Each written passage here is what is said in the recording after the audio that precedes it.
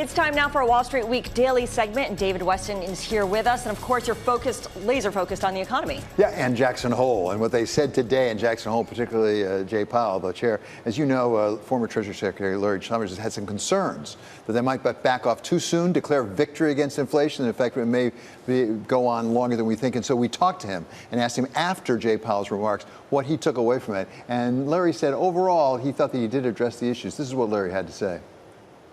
He made clear that he was continuing and echoing the very strong inflation-focused policies that he had called for in Jackson Hole last year. That was the most important thing, that he recognized very clearly that while progress had been made, the battle against inflation was a long way from won. He recognized that there could not be movement away from the 2% inflation target around which the Fed has oriented its policy. He recognized the prospect that the neutral interest rate had risen. Not explicitly, he didn't use the words neutral interest rate, but he noted that growth was much faster than many people expected, given how high interest rates have been pushed. And that was something that the Fed was going to have to stay focused on. So I was very pleased with the speech, and I think it will reinforce the growing sense in markets that after whatever happened in 2021, the Fed had regained its bearings and was now very focused on maintaining price stability as a basis for long-run prosperity.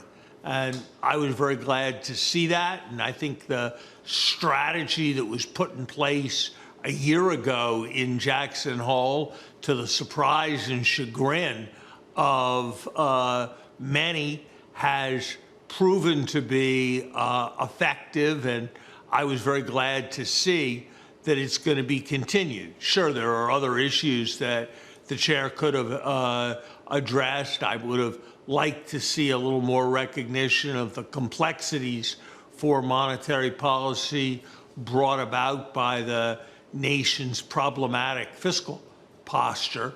But overall, I thought this was a very good and encouraging speech for the medium-term prospects of the American economy. Larry, I'm so glad you raised the fiscal policy, because that's something you raised in your Washington Post piece, and it's very much out there to what extent the yields have actually increased because there's so much more issuance, and there will continue to need to be issuance because of the money we're borrowing.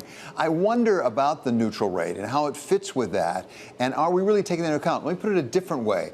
Are we at a sufficiently restrictive number policy right now for monetary policy to get us down to 2% within a reasonable period of time, given all the other factors? I don't think any of us can know the answer to that question. I don't think any of us should prejudge that question.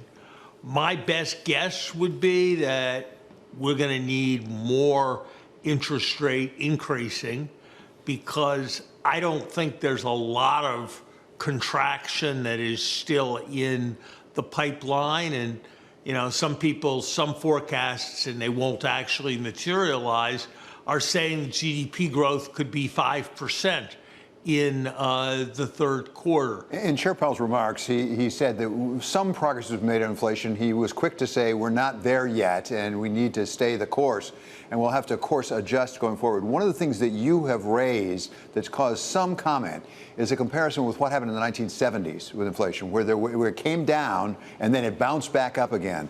What, from your point of view, is the relevance of that and the danger that we could have a rebound in inflation? As people who are more on team transitory and have taken a dovish posture on all this completely for the last couple of years have said, and they're right, The 1970s are very different from now. We had a big recession.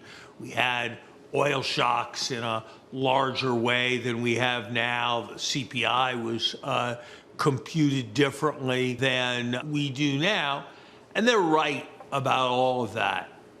But I think the broader lesson is that the most serious inflation problem the country ever had got made by people who declared victory prematurely several times.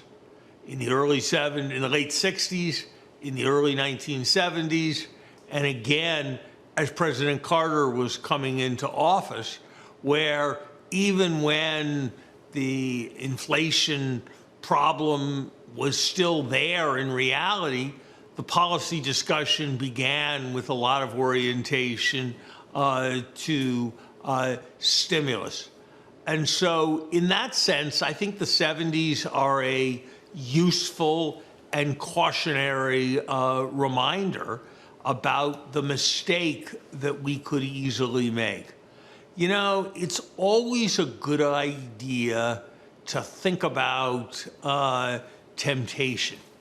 And the temptation is always to make things easier, support markets being higher, provide a bit of extra stimulus to the economy.